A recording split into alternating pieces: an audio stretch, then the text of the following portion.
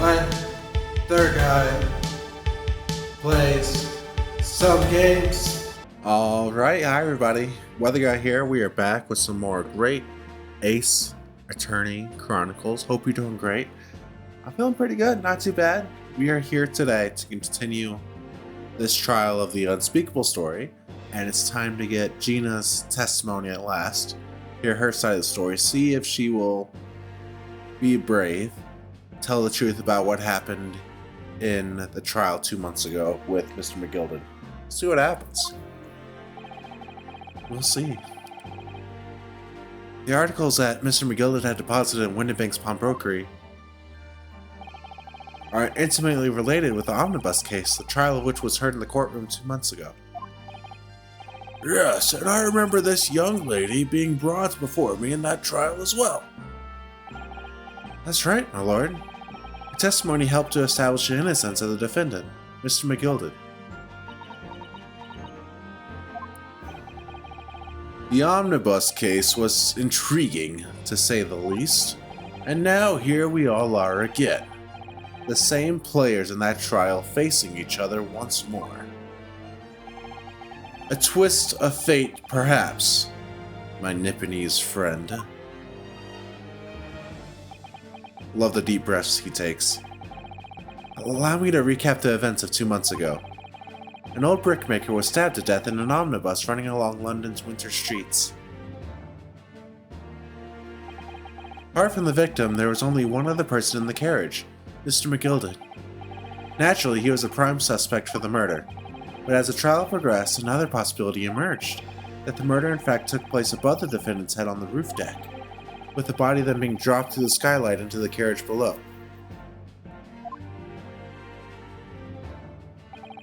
It was Miss Lestrade whose testimony brought that possibility to light. At the time of the incident, Miss Lestrade was concealed under a seat in the carriage, hoping to pick the pockets of unsuspecting passengers. Then, immediately after the trial, having been acquitted of the murder, Mr. McGilden died in this very courtroom in the most extraordinary of circumstances. A mystery that remains unsolved even now, 2 months on, as indeed does the omnibus murder itself. Be that as it may, I recall neither the disc nor the small box being mentioned in the course of those proceedings. Miss Lestrade, would you tell the court now, please, what really happened in the omnibus 2 months ago, I mean? Let's see if she's brave. Does she do it?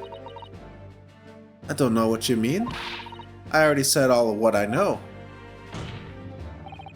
And what about everything you told us yesterday from inside your prison cell? Please, Miss Lestrade, this is extremely important. But, remember, little girl, if it transpires that you willfully withheld information in the trial 2 months ago, the Home Office will seek to prosecute you for perjury. And naturally, you will lose all credibility as a witness. Although, let's face facts, you have little credibility to lose. Come on, be brave. Ginny, don't listen to him. Please, you have to trust Runo now. Iris, we're on your side. Come on, you can do it. Alright then. I'll talk. It's the right choice, Gina. Well, it would seem that my learned friend is hell-bent on bringing the entire courtroom down about his ears. So be it. I must confess that I'm struggling to understand what on earth is happening here. What a great judge. However, it would appear that Mr. McGilden's pawned articles in that extraordinary case of the omnibus harbor secrets of which we have been hitherto unaware.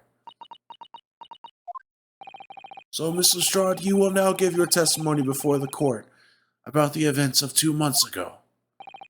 You will reveal the truth, a commodity sorely lacking in your original statements. This is it then. Everything's gonna come out. Like Van Zeek said, this could bring the whole courtroom down about my ears. But as a lawyer, I'm prepared to take that risk. Alright, here we go. Testimony time. The real truth of the omnibus case. Let's go, let's go. Truth is, that brickmaker cove was in the cabin of the omnibus the whole time. When the Irishman dragged me out from under the seat, I saw that disc on the floor. All of a sudden, I heard a scream from over my head, and that pair on the roof deck went off to call the slops.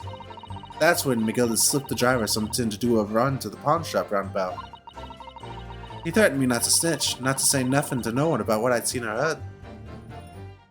Yeah. Good grief, this is outrageous. What you just told the court bears almost no resemblance to your testimony 2 months ago.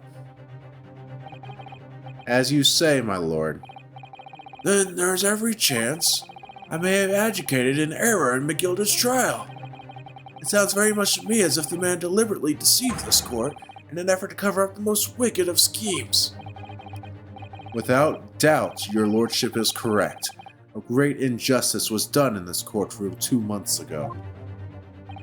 The actions of the accused in that trial, this witness, and of my learned friend are entirely inexcusable. To be fair, we didn't actually really do anything wrong. We just worked with the facts that we had, and we thought McGilded was innocent at the time, you know? You're wrong, the lot of ya. Mr. Naruto, the lawyer there, he didn't know nothing about it. I don't think so. Are we really expected to believe that? He really set everyone up, didn't he? What an operation to get the man off scot-free. Unforgivable, stop. The lies have to stop. Yes, the defense made a terrible error of judgment.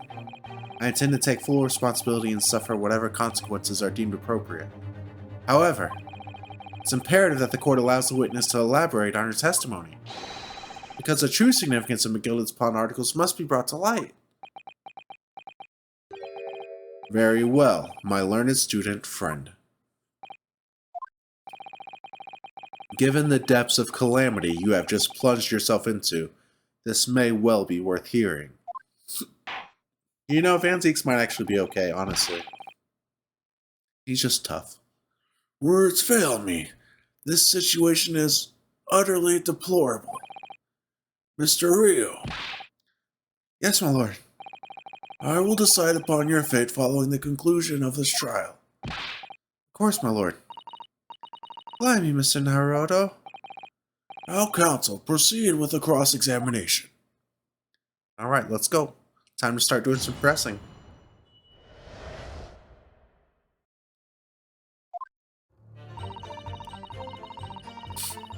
Hold it!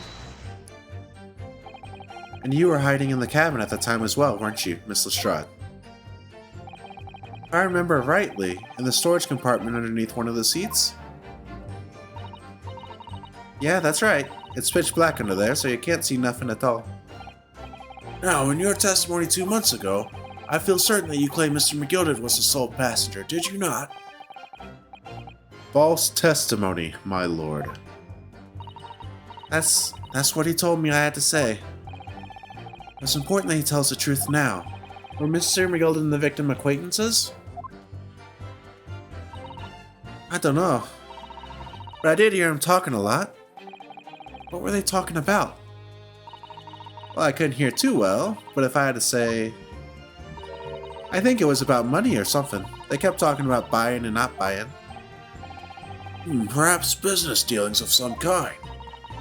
Well, anyway, they got louder and louder. It started to sound like a proper fight. I was pretty scared by then. I hardly dared to breathe, and then, all of a sudden, I heard a noise like someone keeling over on the floor. It was blooming loud and all. And I believe you let out an involuntary scream? Yeah, that's what gave me away. Alright, so far so good. Hold it! Was the disc you saw this disc? Yeah, I reckon it probably was. It was right next to the cove lying on the floor.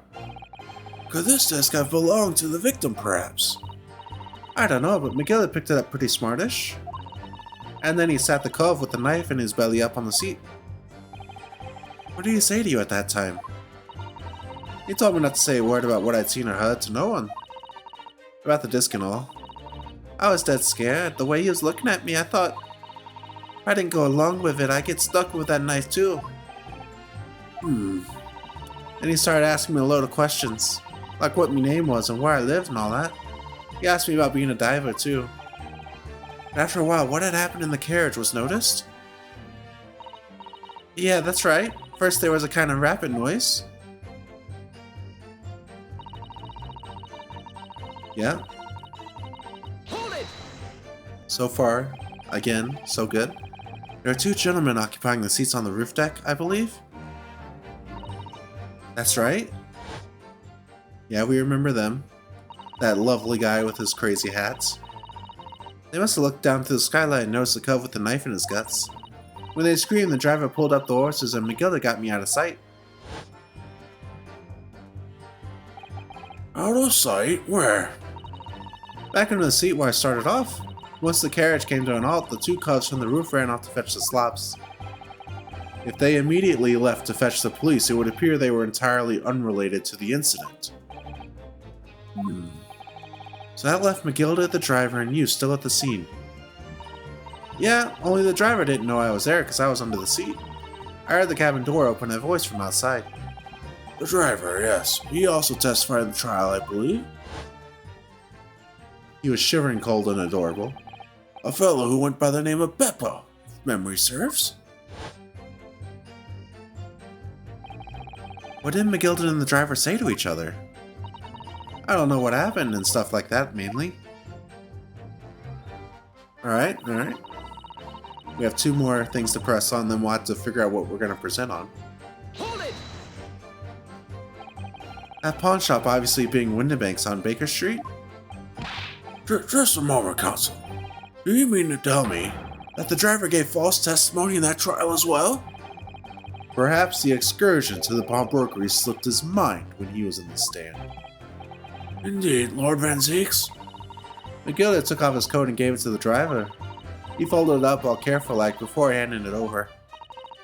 When I saw him do that, I remember thinking, that coat and what's in it, it's gotta be worth a few bob. Yes, Gina was sure that this must be worth more than Mr. Windibank was suggesting, was she? I remember her quibbling with him over the price that afternoon at the pawnbrokery. Driver looked pretty happy when Magilda flashed some brass in his face. He went running off a lick. Then the bog trotter called to me and told me to come out from the drags cabin.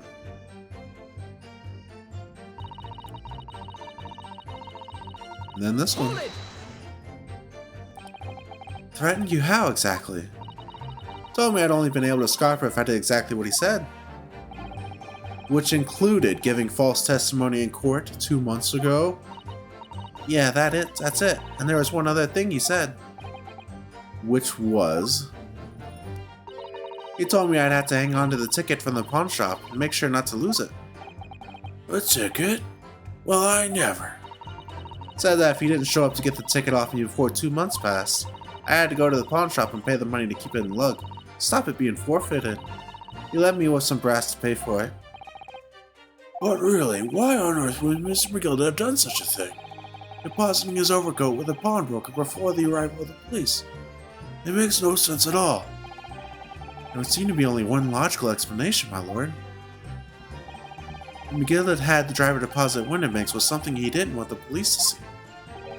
Something very important that he needed to hide at all costs. Anyway, after that, he let me go, so I left it before the coppers showed up. There we go, that's all of her testimony. Well done, Gina. Can't have been easy to tell the truth like that. Gina's really put her faith in you, Bruno. Hasn't to think her, she'll have to face a charge of perjury once this trial's over. We need to use the time we have now to get as much information out of her as possible. It's time to really go for it. Press her on every statement. I suppose I should. Oh, and another thing. What's that? Oh, that's odd. Take a look at those two. Isn't it strange that they've been whispering to each other the entire time? Yes, that is strange. Looks like they're having a secret discussion about something. Not sure I'm completely comfortable with that. Wonder if there's anything I can do about it.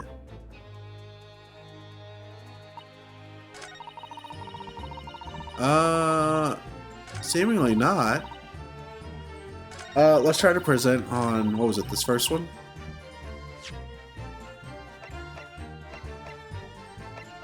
Just the, where's it at? Where's it at? Oh, this has whose blood? This has no blood. It says on this whose blood is, right? Mr. Mason's blood. Objection. Let's just consider the implications of that for a moment, shall we? Oh, man. Ah, fudge. What should I press on? Or not press, but present on.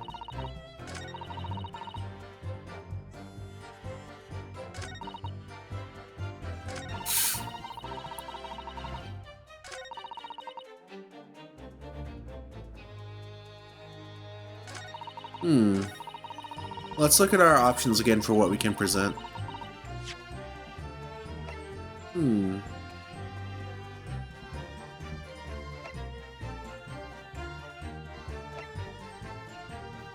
Let's look at these again. Ashley Graydon's blood is on that disc. I like that that's all confirmed. That's sick.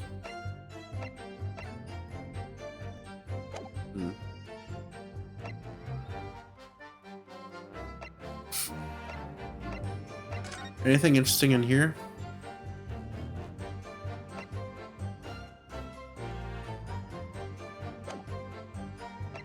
Doesn't seem like it.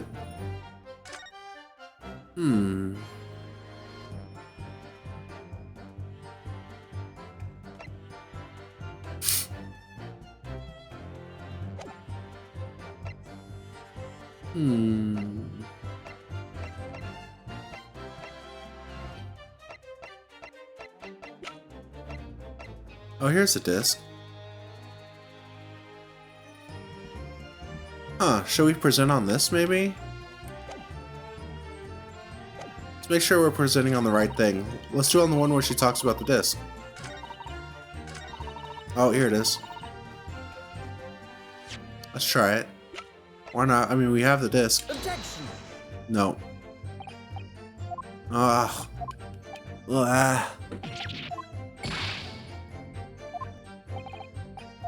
Did any of these statements change after we pressed them the first time? I don't think they did.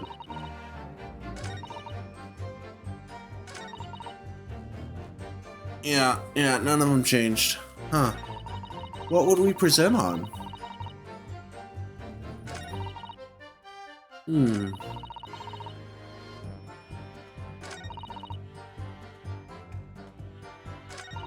This is tough, actually. Hold it. Didn't mean to do that.